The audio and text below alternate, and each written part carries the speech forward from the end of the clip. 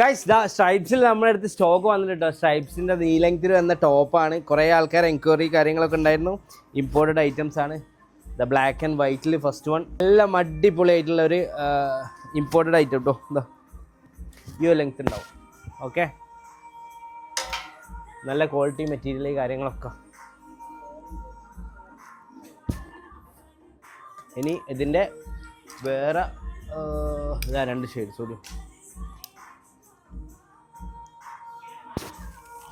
ഇതാക്കണം ബ്ലാക്ക് ഇതായില്ലേ.